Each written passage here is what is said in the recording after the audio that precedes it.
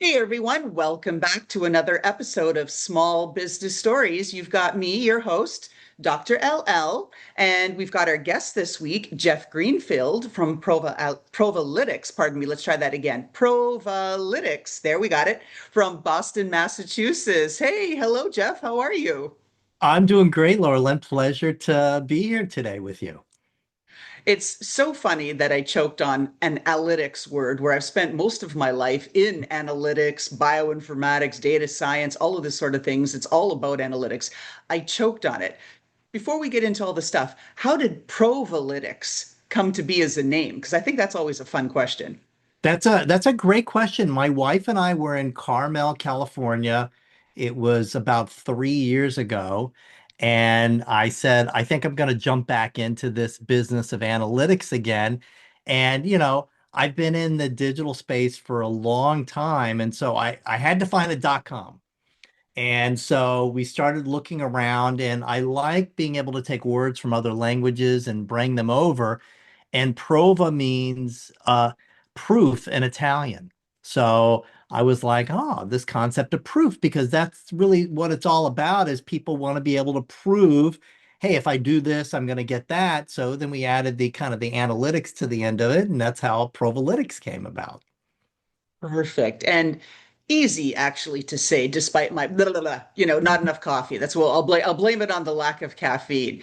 Let's let's also hit something that you just said. You really wanted a .com domain, and I'm speaking to you as a steerus.io, an IO domain. Why was the .com domain so important to you?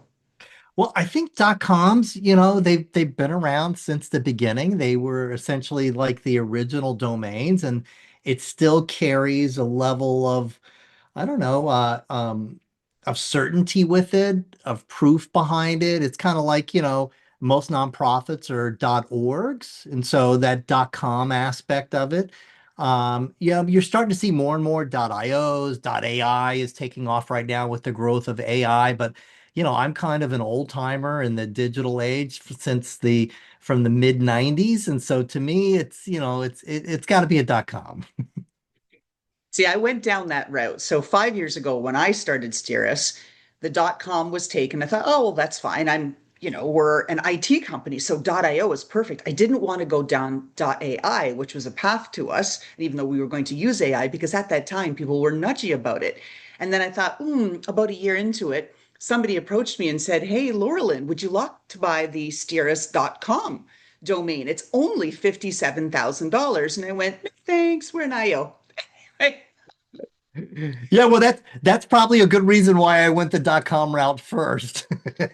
Makes a lot of sense. Now, we have folks in our audience space who are listeners only. They've only got the auditory experience because they're coming in through whatever channel is being streamed on, might be iHeartRadio, might be Spotify, whatever it is, Amazon. But we like to give people a sense for who people are because if they don't have the visual experience. So, Jeff Greenfield, describe yourself, describe your room. What are people listening to? Where are you at today? Well, I'm actually at home. I've been working from home. In fact, most of my professional life, I've worked in and out of the home. I like it. It works good for me. I have a space here, a nice large office. It was a bedroom when we bought this house, and I converted it over to an office. And it's kind of like my sanctuary where I close the door and no one will bother me for I could probably stay up here for 3 days and no one would bother me, to be honest. But it's a nice spot, and I'm actually, as I'm looking at the screen right behind me, is kind of like a nature preserve. I see deer and hawk that kind of go by throughout the day. So it doesn't feel like a typical work environment. And it works great for me. Very conducive to being innovative, creative, and just at peace, right, with what you do. Right. I love Exactly. it. So thanks for sharing that. What are you, Jeff? Not your business, not Provalytics. What are you, Jeff, really, really good at? I'm really good at taking an idea and coming up with it and producing it and bringing it to market.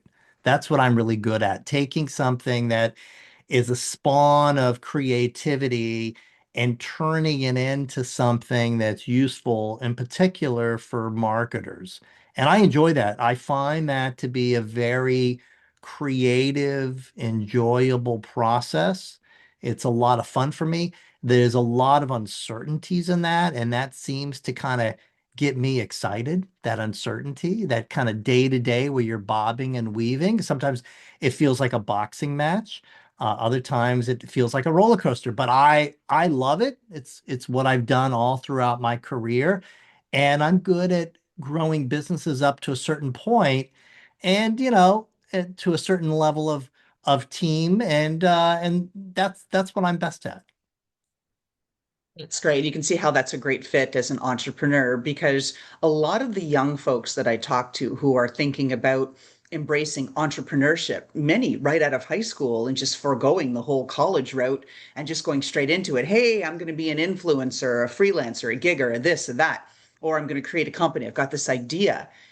What most folks, in my experience, what I've seen, and I want you to react to this, is that they're not prepared for that roller coaster and that boxing match where it's constantly a battle of wills, a battle of economics, a battle of raging infernos where everything's on fire every day, all the time. React to that.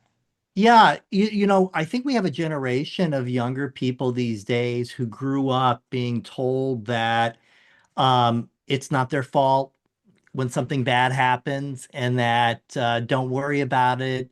Mom and dad will fix it.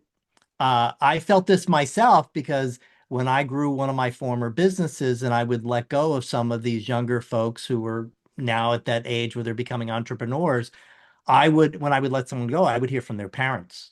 And their parents would try to convince me to keep their child working there and stuff. And their child wasn't a child, their child was in their early 20s. So I think we have a generation, whereas I grew up at a time where if it was my fault, I had to figure out how to fix it. And so I think it just depends upon the rigors. And I think there's something to be said about teaching your kids that when they run into a problem, that they need to be able to look at that problem, because typically problems involve other people. They always involve communication issues.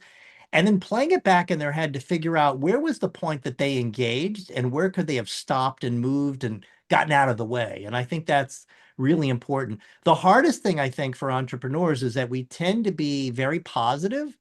We tend to not look at the negative. We tend to like just look above everything as opposed to really dive into the nitty gritty. And that's always the toughest thing. But yeah, I mean, the life of an entrepreneur is the absolute best, but it has its ups and lots of downs, and without a doubt. And some people are just not made for it. Some people are made for a job, where there's that certainty. But I think folks today are learning that there's less certainty in a job than there ever was. It's a whole different world these days, and that maybe being an entrepreneur is worth it because you realize that you just have to rely on yourself. Whereas at the job, you have to rely on the job as well as yourself. And that's so true. Even government jobs, which people thought, oh, that's just about, sacred, right? That you're not going to be let go. There's tons of uncertainty there. And I want to roll it back to what you said about the parental involvement. I was at a conference a couple of months ago speaking at the Society for Human Resource Management, SHRM, which is the global authority on all things HR. And the CEO of SHRM was presenting a bunch of stats that they had from a 2024 study in new hiring patterns, trends, this, that, all these kinds of things. And there were a couple of things that stood out in that report. But one of the things was that 22%, so just over 1 in 5 Gen Z folks brings a parent to the interview. Right. So Yep. now you, as the leader, you're interviewing the parent and not the youth. And so you don't really get a chance to know. So that's one thing. And then the other thing I was going to comment on this whole participation trophies. Yeah, thanks for coming out. You try it out here. Like, no, you've got to learn it, right? It's through the school of hard knocks, the failures, this, that. It's all about the fall down 7 times, but get up 8.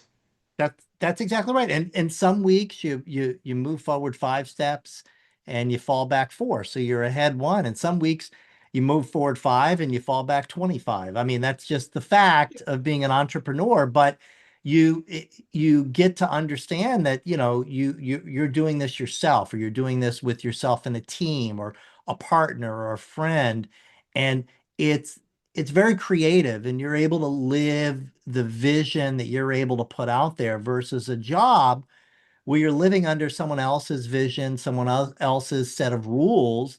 And like I said, for some people, that's what they need. For me, I've had one job my entire life, which I took at 55, in between exiting one of my companies. I had a friend that had a very large company that was going to be sold or IPO'd, and he needed a new division built. And he asked me to come on board. And we spoke for like 6 months before I did it. And my wife said, why don't you try it? See what it's like. You've always sold into teams. You've never been on the inside. And it was eye-opening for me. I was shocked at what I learned about what actually goes on in the corporate world. It was everything I thought, but to actually experience it was just incredible.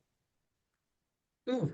And I want to dig into what you said because I believe this is really the essence of analytics. You made a statement just a few moments ago that as entrepreneurs, we tend to be, right? We have to be the energizer bunnies and the optimists, like, oh, the sun will come out tomorrow, right? Because you have to believe, right, in what you're doing. And okay, today was a tough day. Tomorrow's not going to be as tough. I'm going to bed with that hope, right? But we, and collectively, the big we, says the self-qualified ADHD squirrel, that we do tend to gloss over a lot of the details because most entrepreneurs are A, visionary. We recognize a problem and we go and try to solve it. B, over 50% of us self identify as having ADHD or ADHD like behaviors. And C, we're so focused on trying to make the thing happen that we overlook oh, yeah, you're, oh, we're hemorrhaging finances again. Oh, our month out, the outcome isn't what we thought with the forecast. Oh, well, let's borrow some more money. Let's take some more out of our 401k. Let's get some more investors. Let's get going, right? Because we have this thing to solve.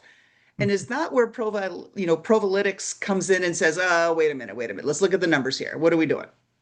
Well, Provalytics is more along the line of this old adage that a marketer came up with many years ago, which is half the money I spend in marketing is wasted. The only problem is I don't know which half. So what's interesting about entrepreneurs is that you're right. We tend to be very one-sided in our on our viewpoint of things. But when it comes to marketing, we want to be data driven. We want to be numbers driven. And the problem is that once digital marketing grew to the point of where it is now, there's literally hundreds of thousands of millions of combinations of ads every single month. And it is literally impossible for any person, even with a spreadsheet, to figure out what's working and what's not working. I'll give you a great example. You're running ads. Let's say you're selling this really cool, you're an entrepreneur and you created this newfangled cool garden hose that doesn't leak. I mean, there is no such thing, but let's just say you did, and it's We can awesome. pretend. Yeah. And so you're running ads like a video ad on Meta on Facebook, and somebody scrolls by it and they see it, but they don't click on it or do anything. And then since they scrolled by it and maybe they hesitated for a minute, now when they're on Instagram, which is part of Meta, now they see like the video and they actually hover over the video and they watch it for like 10 or 15 seconds and they say to themselves mentally, hey, that's really cool. I got to get that hose. And then they go on with their life like most people do. And then, now it's like, a couple days later, it's a weekend. They go to turn their hose on and their hose leaks. And they're like, oh my God, I got to get that hose. They take their phone out, they Google the name of the hose, and they click on the first thing they see, which is your ad in Google, and they buy. So multiply that times a couple of thousand times at the end of the month. And what a data-driven marketer is going to see in their analytics is that my ads on Google are working incredibly well. Meta sucks. I'm going to cut Meta. I'm not going to spend there. But what we now know is that Meta is what built the awareness, got them to engage, and got them to the point where it left an impression in their brain to where they wanted to buy. And then when they went to buy, they just navigated through Google. And that's just a very simple example of where being data driven as a marketer and an entrepreneur and following the numbers that are laid out through a Google Analytics can actually lead you down the wrong path. And it's not just entrepreneurs or small business owners. I see this every day at some of the largest marketing organizations, and folks that are spending over $1 million a day are also going down this path as well.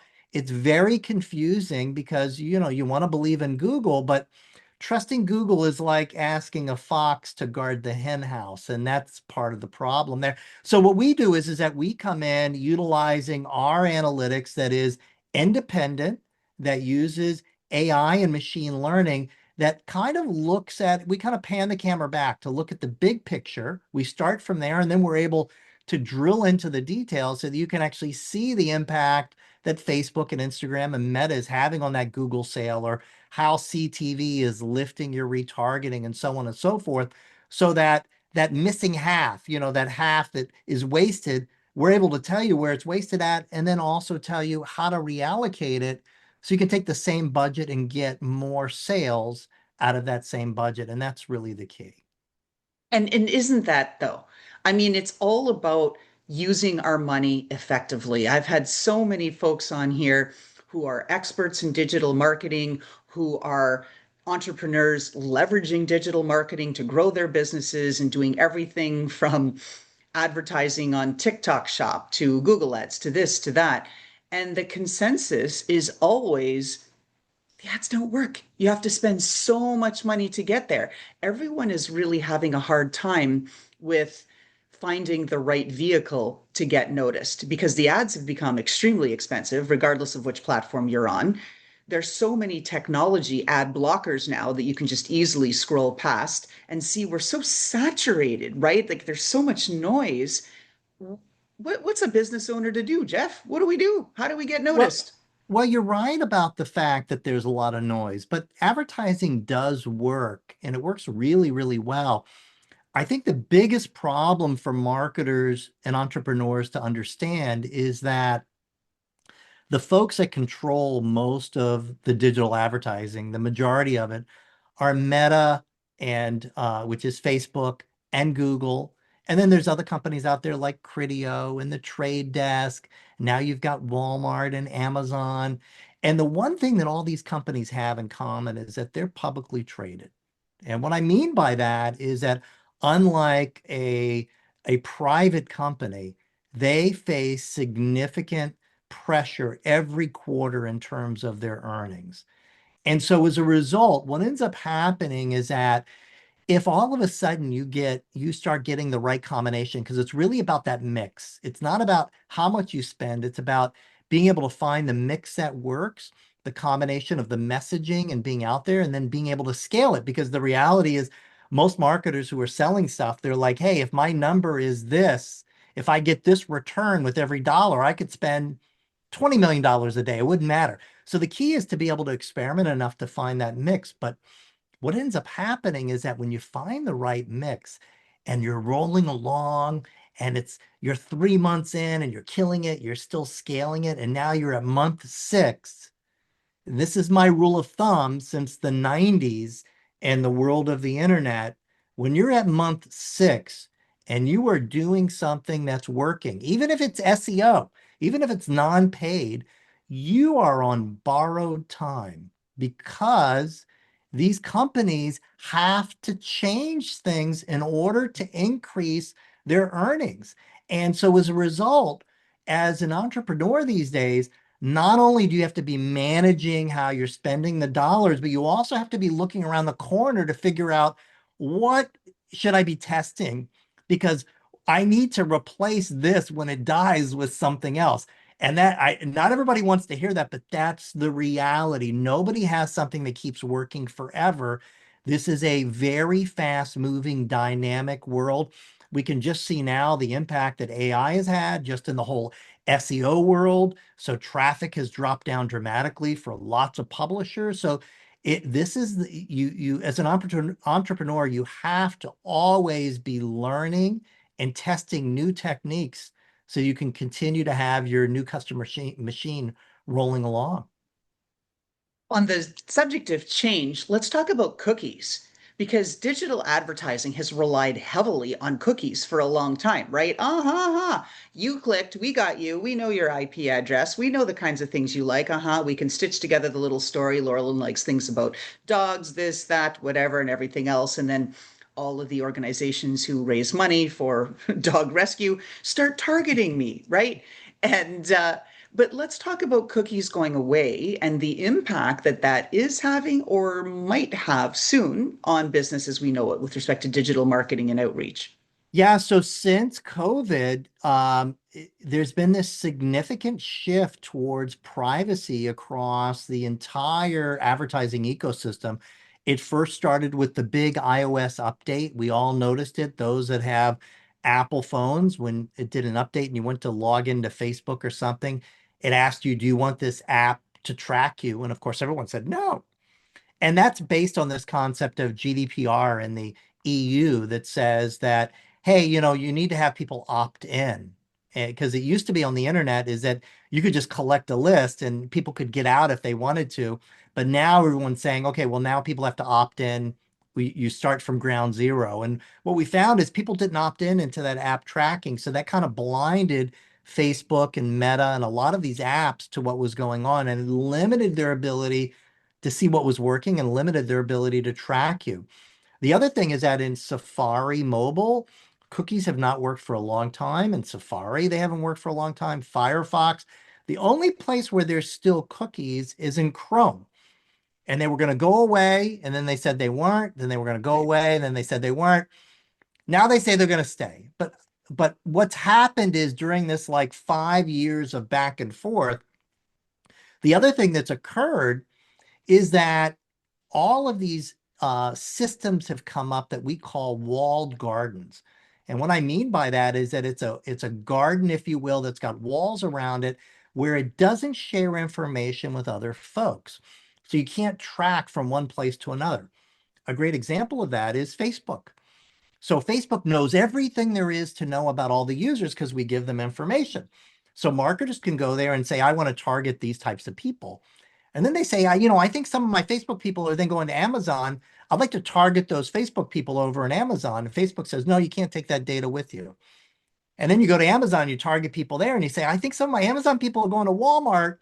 I'd like to target those same people. And they say, no, you can't do that. And so now we have this series of these areas where the company knows everything, but they're not going to allow you to share it. And that's not fundamentally how the advertising ecosystem has worked. Previously, it was all open. You could track everything, and that allowed these larger marketing organizations to better figure out what was working and what wasn't working. And it was all done via cookies. But now they said, no, you can't do that anymore. So that's really has put a lot of organizations and kind of the blinds, if you will. And the tough thing for them, if we go back a couple of years ago, think about if you're a brand and you start selling on your website and then you say, I'm going to start advertising on TV, which is awesome. And now you get more and more sales starting to come in through your website. This is great. It's absolutely incredible. And then Amazon comes along. So now you start selling on Amazon. Well, the problem is that you're buying these TV ads and you had a whole formula to figure out how they were impacting your sales on your website. But now your sales on your website are going down and you think, well, maybe my TV isn't working as well. Maybe I should cut it down. And the reality is that's not the case. Your TV is reminding people to buy the product, and people in the US now go to Amazon. But the problem is trying to figure that out. Amazon's not going to communicate. They're not going to cooperate because they want you to buy their ads. They don't want you to buy TV. Platforms like ours at Provalytics, we're able to essentially pan that camera back and tell you that halo that TV is having on your marketplace buys like Amazon and Walmart. And then also the ads you buy on Amazon and Walmart, they actually drive some people back to your website. It's pretty wild how it all kind of works. But at the end of the day, this is one of those examples of where you're doing something for 6 months and then things change. This is a drastic shift to the overall ad ecosystem. And it's just now starting to shake out. And now, boom, AI is here. And now comes another shift. So who knows what it's going to be 6 months from now. But I can tell you that one of the things about the internet is that it is always changing. which is if you like to learn and you like change, it's a great place to be working. So, given all your expertise here in digital marketing and tracking where the like everything from the direct effect of ads to the halo effect and the back and forth, right? That whole synergy that a system can create based on being visible in multiple platforms. And given that our audience who's listening is largely entrepreneurs, small business owners, who, for the most part, from what I've heard back in feedback, don't have an endless advertising budget. They're not trust fund babies. So, Jeff, what do they do? What's the best tip? Well, the best tip, and this is my kind of DIY recommendation, is that every entrepreneur who's buying some ads has a Google sheet where they keep track of day over day, how much they've spent, what their cost per click is, their cost per sale or cost per lead, and they've got that all figured out.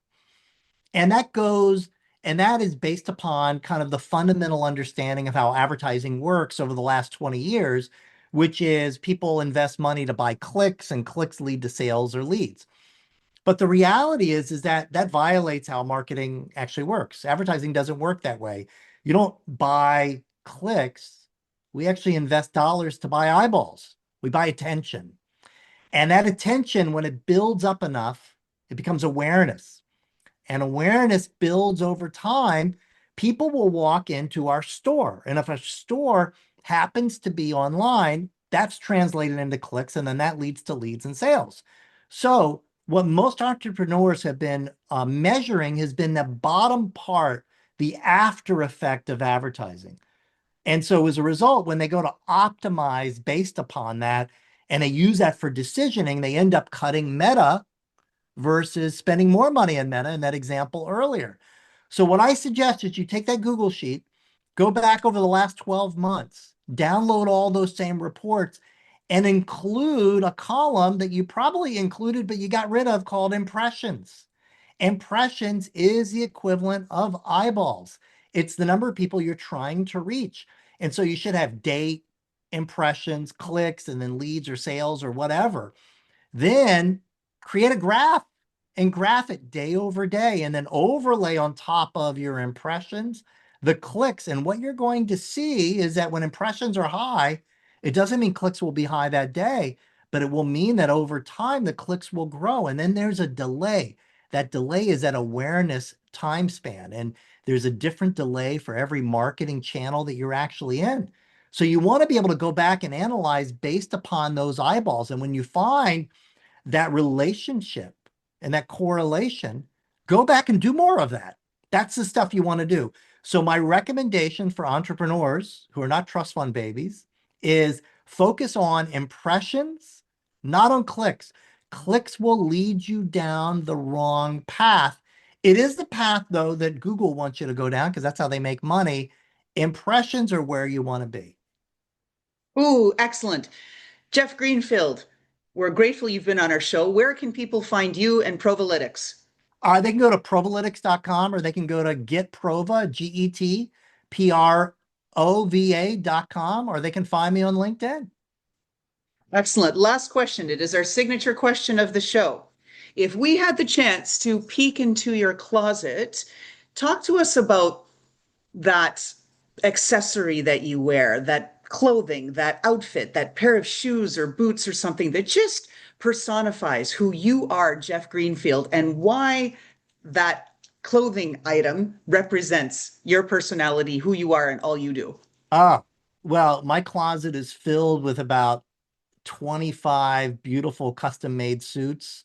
And I love suits. They're the most, actually, they feel like pajamas. They're so damn comfortable. They're the best thing to wear. And I just, there's something nice about dressing up and going out on a date with my wife. And, my wife told me many years ago that a man in a suit is the equivalent of a woman in lingerie to a man. And I said, I think I love my suits. So definitely.